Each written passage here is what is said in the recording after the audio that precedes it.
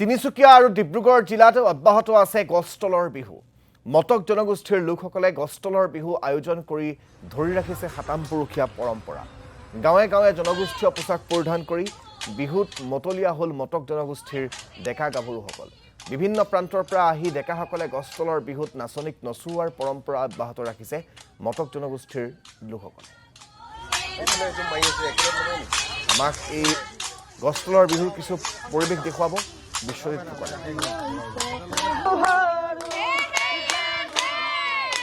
হয়, বহাগ বিহুৰ অহাৰ লগে লগে এতিয়া বিশেষকৈ তিনিচুকীয়া আৰু ডিব্ৰুগড় জিলাত গাঁৱে গাঁৱে গছতলৰ বিহু দেখিবলৈ পোৱা গৈছে। আৰু মটক জনগোষ্ঠীৰ যি পৰম্পৰা অনুসৰি গছতলৰ বিহুৰ কাৰণে এতিয়া প্ৰতিখন গাঁৱতে জীয়ৰীসকল গছৰ তলত বিহু নাচিবলৈ ওলাই আহে আৰু অন্য প্ৰান্তৰ পৰা গাঁৱত ডেকাসকল আহি বিহুগীতেৰে এতিয়া গাঁৱৰ জীয়ৰীসকলক জোকোৱা পৰিলক্ষিত। এই মুহূৰ্তত আমি পোনে পোনে প্ৰতিদিন টাইমত দৰ্শকসকলক পৰিৱেশটো দেখুৱাইছোঁ। আৰু বিভিন্ন প্ৰান্তৰ পৰা যিহেতু ডেকাসকল আহিছে, তেখেতলোকে বিহুনাম গাই এতিয়া জীয়ৰীসকলক জোকোৱা পৰিলক্ষিত হৈছে। মই এই মুহূৰ্তত পৰিৱেশটো দেখুৱাইছোঁ। জানৈ তুমি যে ভাবিছা, জানৈ মই বৰ ধুনীয়া, জানৈ তুমি যে ভাবিছা, জানৈ মই বৰ ধুনীয়া, জানৈ মোতকৈ ধুনীয়া নাই, ঐ জানৈ তোমাতকৈ ধুনীয়া, জানৈ বহুতত দেখিছোঁ, জানৈ তোমাতকৈ ধুনীয়া, জানৈ বহুতত দেখিছোঁ, জানৈ চাচি দিলো নিউতা নাই, এই জানৈ তোমাকে নাপালে, জানৈ হমে মই কুচিয়া, জানৈ তোমাকে নাপালে, জানৈ হমে মই কুচিয়া, জানৈ পৃথিৱী চলাত মই কৰিম। মই এই মুহূৰ্তত দৰ্শকসকলক যিহেতু পৰিৱেশটো দেখুৱাই আছোঁ। আৰু আপোনালোকক দেখিছোঁ, আপোনালোকে এইটো বয়সতো এতিয়া ডেকাসকলৰ লগত আহিছে গছতলৰ বিহু চাবলৈ। এটা আপোনালোকৰ দিনত ডেকা সময়ত যি বিহুগীত গাইছিলে, এতিয়া বিহুগীত এটা গাই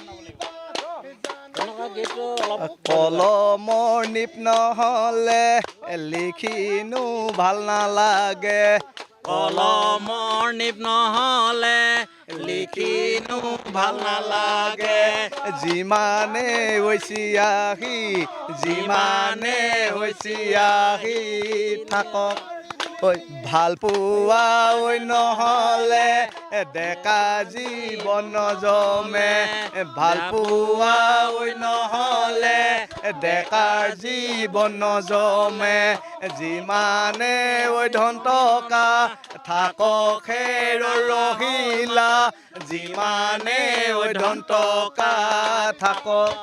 এইটো সময়তো আপোনালোকৰ বয়সত আহিছে, ডেকা বয়সত আপোনালোকে যিটো পৰিৱেশ আছিলে বৰ্তমান আৰু তেতিয়াৰ পৰিৱেশ কিবা মিল খাইছেনে নে? নাই, অলপ সলনি হৈছে। এইটো আমাৰ মটক জনগোষ্ঠীৰ পৰম্পৰা, আমাৰ যি গছতলৰ বিহুৰ, আমাৰ এইটোৰ 15 তাৰিখৰ পৰা এই গছতলৰ বিহুৰটো আৰম্ভ হৈছে। বৰগছৰ তলত আমাৰ মটক জনগোষ্ঠীৰ যি গাভৰুসকলে সেই আয়োজন কৰে, তেখেতলোকে গছৰ তলত নাচে। আমাৰ এই বিহুখন প্ৰকৃতিৰ লগত জড়িত হৈ আছে, কৃষকৰ লগত জড়িত হৈ আছে।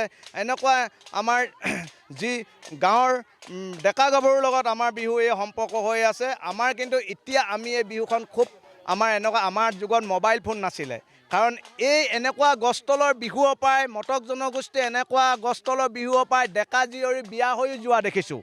জীয়ৰী ছোৱালী পলুৱাই নিয়ে শেষৰ দিনা, মানে গোটেই বছৰটোত প্ৰায় বিহু মাহটোতে 6-7 জনী একোখন গাঁৱৰ পৰা ডেকাহঁতে পলুৱাই নিয়ে। কিয়নো এই গছতলৰ বিহু চাবলৈ প্ৰায় 20 কিলোমিটাৰ চাইকেলে আহে। এতিয়া মটৰচাইকেলৰ যুগ, গাড়ী মটৰ আগলৈ চাইকেলে আনি যিজনী ধুনীয়া লাগে সেই ছোৱালী ঘৰতে বিহু মৰাৰ পিছত গধূলি সময়ত চাহ জলপান খাবলৈ গুচি যায়। তেনেকৈ ভাল পোৱাটো হৈ যায়। আজিকালি মোবাইলৰ যুগত হৈছে, কিন্তু তেতিয়া বিহুতলিৰ পৰা হৈছিলে। গুৰুত্বপূৰ্ণ কথা কৈছে। আৰু দেখা পোৱা গৈছে অকল এই প্ৰান্ততে নহয়, এতিয়া তিনিচুকীয়া আৰু ডিব্ৰুগড় জিলাত বিশেষকৈ এতিয়া মটক অধ্যুষিত যিসমূহ অঞ্চল আছে, প্ৰতিখন গাঁৱতে এতিয়া প্ৰায় একেই পৰিৱেশ দেখা পোৱা যায়। মই আৰু এজন যুৱক আছে, আপোনাৰ ওচৰলৈ আহিছোঁ। দেখা পোৱা গৈছে এইকেইদিন মানুহ বিহুৰ দিনাখনিৰ পৰা প্ৰতিখন গাঁৱতে এক উখল মাখল পৰিৱেশ। বিভিন্ন প্ৰান্তৰ পৰা যুৱকসকল আহে গছতলৰ বিহুত বিহুনাম জুৰি এতিয়া জীয়ৰীসকলে জোকোৱা পৰিল। এইটো যি পৰম্পৰা, আগৰ পৰম্পৰা বৰ্তমান পৰম্পৰা কিছু পৃথক হৈছে নে একে আছে বুলি ভাবে?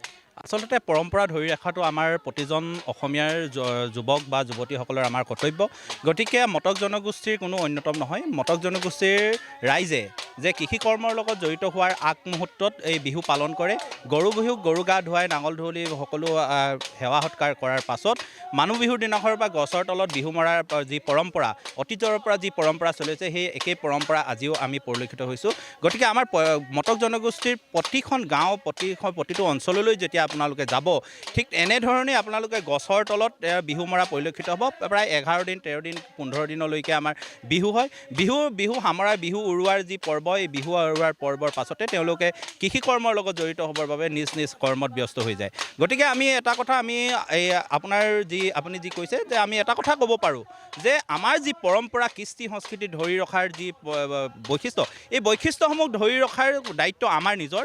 গতিকে আমি ডেকা গাভৰুৱে গধূলি সময়ত ডেকা ল'ৰাসকলে গধূলি সময়ত হুঁচৰি গোৱা আমাৰ তিনিচুকীয়া আৰু ডিব্ৰুগড় জিলাৰ প্ৰতিখন গাঁৱত আপোনালোকে দেখিবলৈ পাব। প্ৰতি ঘৰৰ গৃহস্থৰ ঘৰে ঘৰে হুঁচৰি গায় আৰু গছৰ তলত মটক গাভৰুসকলে কিন্তু প্ৰতি বছৰেই এনেদৰে বিহু মাৰে।